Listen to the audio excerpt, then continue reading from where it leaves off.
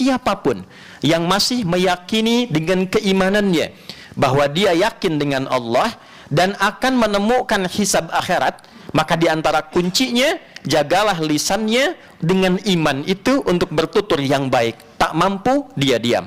Jadi hadirin, dari mata sampai dengan ke ujung kaki, kalau kita riset ayat-ayat Al-Quran, maka kita akan temukan betapa iman itu memandu seluruh bagian tubuh kita agar digunakan pada seluruh asas yang bermanfaat.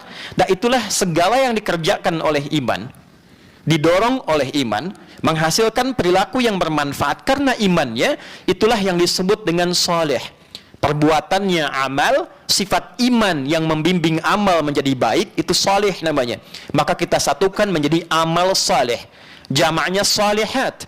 Untuk itu kita sering temukan di dalam Al-Quran kata-kata iman bersanding dengan amal saleh, baik umum kalimatnya amal saleh atau detil perilakunya, detil pekerjaan amal salehnya.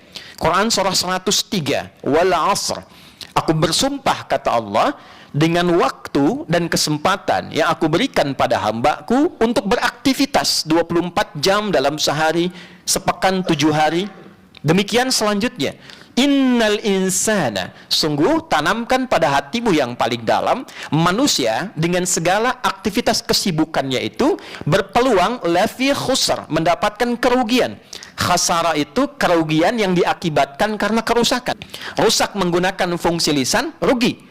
Begitu mencela, diaktifkan untuk menghina, melecehkan orang, maka kerugian akan berdampak. Jadi kerugian yang diakibatkan karena rusaknya fungsi satu hal, itu disebut dengan khasarah namanya. Illal ladzina amanu, kecuali alladzina, disebutkan 1080 kali dalam Al-Quran, menunjuk sifat komunal dalam bentuk jamak tanpa sekat. Kecuali orang-orang yang amanu, dia mengaktifkan fungsi imannya. Dia beriman, yang dengan iman itu wa amilus salihat, dia gunakan imannya untuk memandu seluruh bagian yang terkait dengan dirinya, tubuhnya, pakaiannya, perangkat hidupnya, apapun itu dia bimbing menggunakan imannya. Bagaimana pakaian ini dikenakan dengan iman? Tentu ada aturannya. Apa yang harus digunakan? Seperti apa sifatnya? Bagaimana makan menggunakan iman? Apa yang harus dimakan? Apa yang tidak boleh dimakan? Demikian seterusnya, dari yang terkecil sampai yang paling kompleks. Wa amilus salihat, perbuatan yang didorong dengan sifat iman itu maka melahirkan kebaikan yang dibenarkan oleh iman, itulah saleh. Wa amilus salihat. Maka dilatihlah kita untuk melahirkan perilaku tadi, karakter iman namanya. Jadi ada karakter yang didukung oleh sifat takwa, melahirkan karakter moral, lahir kepemikiran disebut dengan karakter intelektual, melahirkan perilaku disebut dengan karakter kinerja. Nah, karakter iman ini mengaktifkan karakter moral untuk membimbing sifat intelektual sehingga melahirkan karakter kinerja yang saleh, kinerja lisan yang saleh, kinerja telinga yang saleh, kinerja kaki yang saleh. Itulah amilus salihat. Maka dilatihlah dengan apa yang disebut dengan ibadah. Salat melatih seluruh bagian fungsi tubuh itu agar soleh. Karena itu kalimat iman pertama kali dalam Al-Quran disandingkan dengan salat. Alladzina yu'minuna bil ghaibi, iman wa yuqimunas shalah. Iman dilatih dengan salat. Apa fungsinya? Ditafsir di Quran surah Al-Ankabut, surah 29 ayat ke-45. Innas salata tanha 'anil fahsya wal munkar. Salat yang dikerjakan dengan benar itu, dia mengalihkan, dia mencegah, dia menghindarkan dari segala macam bentuk kerusakan, baik itu fahsya, perbuatan keji yang didorong oleh nafsu syahwat, zina, maaf kata-kata kotor, jorok, ya, termasuk di dalamnya LGBT misalnya, homoseksual, porno aksi, pornografi, itu fahsya.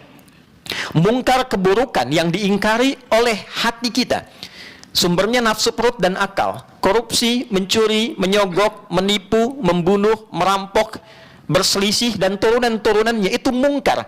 Nah, sholat itu latihan menguatkan iman, yang dengan itu tercegahlah dari perbuatan-perbuatan yang rusak. Demikian puasa dibuka dengan kata iman. Ya ayyuhalladzina amanu kutiba alaikumussyam. Demikian turunan yang lainnya. Pada akhirnya, puncak dari iman itu adalah memberikan keyakinan paripurna. Mengapa kita mesti sholat, mengapa kita puasa, mengapa kita menjadi baik dan meninggalkan legasi kebaikan di muka bumi ini? Karena pada hakikatnya dunia bukan tempat tinggal, tapi dunia tempat meninggal. Inilah tempat yang berfungsi mengaktifasi iman kita dan meninggalkan legasi amal soleh, sehingga tugas itulah yang kita pertanggungjawabkan saat pulang kepada Allah. Ini tugas utama kita, hanya mengumpulkan amal soleh, aktivasi iman, kemudian lengkapi itu dengan amal soleh apapun bentuknya. Amal soleh ritual, ada sholat, ada bacaan Al-Quran, ada zakat, ada zikir.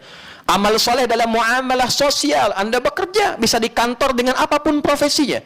Anda menjadi pebisnis, pengusaha, pedagang, di birokrasi, di diplomasi, silahkan. Tapi pastikan semua itu berupa amal soleh.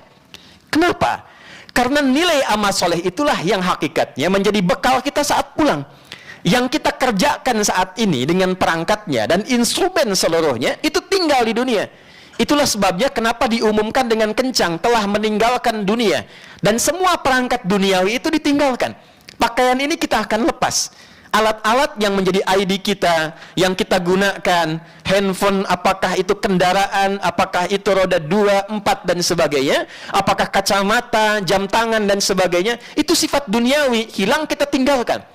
Yang dibawa pulang itu apa? Nilai imannya, amal solehnya.